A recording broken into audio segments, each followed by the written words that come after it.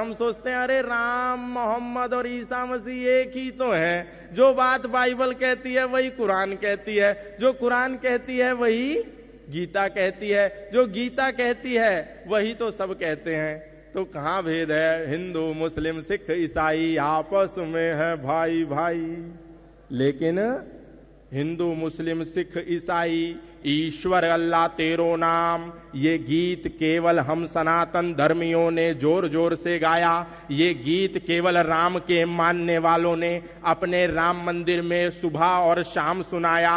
लेकिन ईश्वर अल्लाह तेरो नाम, ये गीत आपको कभी भी किसी भी देश और विदेश और विश्व की मस्जिद से सुनने में नहीं आया। ये गीत आपको कभी मदरसे में किसी मौलाना और मुल्ला मौलवी ने नहीं गुनगुनाया। केवल हम गुनगुनाते हैं, केवल हम एकता की बात करते हैं, केवल हम सौहार्द की बात करते हैं, क्योंकि हमारे मनों में एक इंजेक्शन ठोक दिया गया है कि जो सनातन धर्म सर्वे भवन्तु सुखिनः सर्वे सन्तु निरामया सर्वे भद्राणि पश्यन्तु मां कश्चित् दुःख भाग् भवेत्, सभी सुखी हो सभी निरोगी सब पर बरसे ईश्वर की कृपा। हम सनातन धर्मी ये मानते हैं, तो शायद इस्लाम भी यही मानता होगा और इसी का पैगाम सुबह और शाम मस्जिदों से 5 बार अजान में देता होगा। इसीलिए हमारे बहुत सारे कथावाचक कहते हैं अरे जब हमारे मुल्ला जी अपनी नमाज कर रहे हो तो कोई बात नहीं, अपने हनुमान चालीसा की थोड़ी सी वॉल्यूम डाउन कर लेना। यदि मुल्ला जी नमाज कर रहे हो, अजान दे रहे हो और मस्जिद से हुंकार भर रहे हो तो कोई बात नहीं, हम अपनी भागवत कथा को थोड़ा विराम दे दें और उनका सम्मान करें। क्योंकि हमें लगता है कि सनातन धर्म कहता है संगच्छध्वम संवदध्वम संवो मनांसि जानताम देवा भागम यथा पूर्वे संजानानाम उपासते। सब लोग प्रेम से रहें, सब लोग मिलकर रहें, सब लोग एकता में रहें, सब लोग संयुक्त होकर के रहें, सब लोग अपनत्व के साथ रहें, सब लोग ममत्व के साथ रहें। तो शायद इस्लाम भी ऐसा कहता होगा। हम लोग सोचते हैं क्योंकि सनातन धर्म का उद्घोष है, क्योंकि राम का उद्घोष है, क्योंकि राम राज्य का उद्घोष है, इंद्रम वर्धन्तु अप्तुरहा पागनन्तो रावणा कृण्वन्तो विश्वमार्यम, अपने भीतर की बुराइयों को निकालते हुए अच्छाइयों को बढ़ाते हुए इस संसार को आर्य बनाओ, मेक दिस यूनिवर्स नोबल। शायद यही इस्लाम भी कहता होगा, शायद यही बाइबल भी कहती होगी, शायद यही मोहम्मद साहब का पैगाम होगा, शायद यही ईसा मसीह की बात होगी। और इसी कंफ्यूजन में हम लोग भटक जाते हैं और भ्रमित हो जाते हैं और उनके चाकुओं की, उनके तलवारों की भेंट चढ़ जाते हैं। हमको लगता है कि जैसे हम लोग कहते हैं अयम निजः परो वैति गणनाम लघु चेतसाम उदार चरिता नाम तो वसुधैव कुटुंबकम, जो मर्यादा पुरुषोत्तम श्री राम का मुख्य उद्घोष है कि अयम निजः परो वैति, ये छोटा, ये बड़ा, ये ऊंचा, ये नीचा, ये अपना, ये पराया, ये गोरा, ये काला, ये अमीर और ये गरीब, ये दुर्भावना है, ये सोच संकुचित मानसिकता वाले लोगों की है। इसीलिए तुम पूरी वसुधा को अपना परिवार मानो। मर्यादा पुरुषोत्तम श्री राम का ये मुख्य उद्घोष है, राम राज्य का ये मुख्य उद्घोष है। हमको लगता है शायद अल्लाह ताला का भी ये उद्घोष होगा और इसीलिए हम मूर्खतापूर्ण हरे कृष्णा हरे रामा हरे कृष्णा हरे रामा इसके साथ साथ बोलते हैं अली मौला अली मौला अली मौला अली मौला अली मौला अली मौला अली मौला अली। कहां?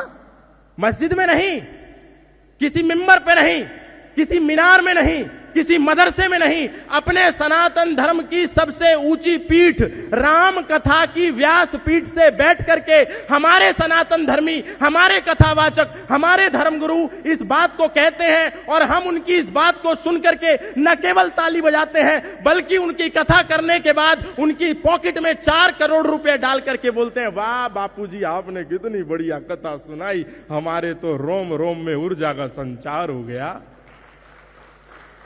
सोचिए हम लोग अपनी जड़ें खोद रहे हैं कि नहीं। और ये धर्मगुरु, ये तथाकथित आचार्य, ये तथाकथित भगवादारी हम लोगों को बेवकूफ बना रहे हैं कि नहीं। जो सच्चे भगवादारी हैं उनका सम्मान हमें सबको करना है, ये बात याद रखनी है।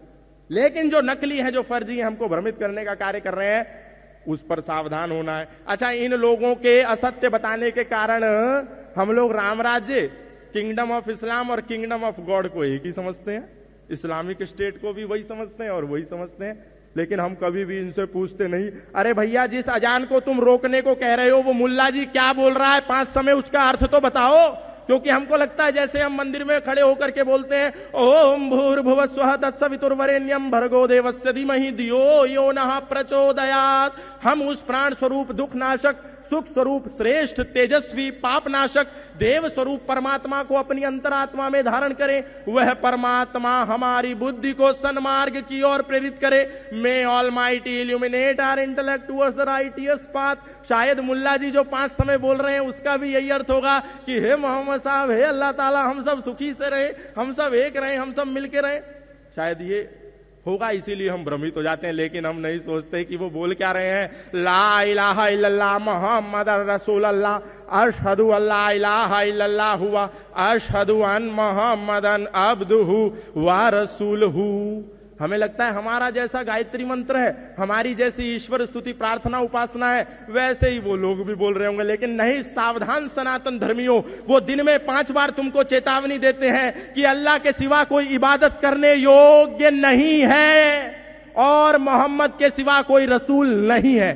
वो चेतावनी देते हैं और हम मूर्ख हिंदू, हम मूर्ख सनातन धर्मी अपनी कथा को बंद करके उनकी चेतावनी को सुनने के लिए कान लगा लेते हैं। अरे मुल्ला जी का चेतावनी देने का समय हो गया, जरा कथा को रोक दो, जरा हनुमान चालीसा को रोक दो। और ना केवल वो चेतावनी देते हैं तुम्हें, बल्कि जब तुम मर्यादा पुरुषोत्तम श्री राम की रामनवमी जन्मोत्सव आने पर अपने सनातनी भाइयों का संगठन करके समूह बना करके सड़कों पर शोभा यात्रा लेकर के निकलते हो, तो तुम्हारे ऊपर पत्थर बरसा करके ये कहते हैं कि हम तो तुम्हें दिन में 5 बार चेतावनी दे रहे थे कि अल्लाह के सिवा कोई इबादत करने योग्य नहीं है और मोहम्मद के सिवा कोई रसूल नहीं है। तुमने नहीं माना तो हम क्या करें? तुम तो सुन रहे थे। अब लो आंसू गैस के गोले मस्जिदों के ऊपर से, मदरसों के ऊपर से, मिंबर और मीनारों के ऊपर से तुम पर बरसाए जाते हैं, तुम पर पत्थरबाजी होती है और फिर भी तुम नहीं सुधरते और कहते हो ईश्वर अल्लाह तेरो नाम सबको सन्मति दे भगवान। अब सनातन धर्मियों का क्या होगा? अरे कौन बचाएगा तुमको? तुम्हारे अस्तित्व पर संकट है। तुम्हारी भूल है कि तुम वेद को, उपनिषद को, दर्शन को, गीता, महाभारत और रामायण को कुरान की श्रृंखला में ला करके खड़ा करते हो और बार बार कहते हो कि जो कुरान कहती है वही गीता में योगेश्वर श्री कृष्ण कहते हैं। अरे सावधान हो जाओ सनातन धर्मियों और पढ़ो अपनी गीता को, पढ़ो अपने उपनिषदों को, पढ़ो अपने वेदों को, पढ़ो अपने मनुस्मृति को, पढ़ो अपनी रामायण को और पढ़ो उनकी कुरान को, पढ़ो उनकी हदीसों को, ताकि तुमको पता चले कि धर्म क्या है और अधर्म क्या है, ताकि हम लोगों को पता चले सत्य क्या है और असत्य क्या है। हमको पता नहीं चलता, हमें लगता है मुल्ला जी मस्जिद में, मदरसे में कीर्तन कर रहे हैं।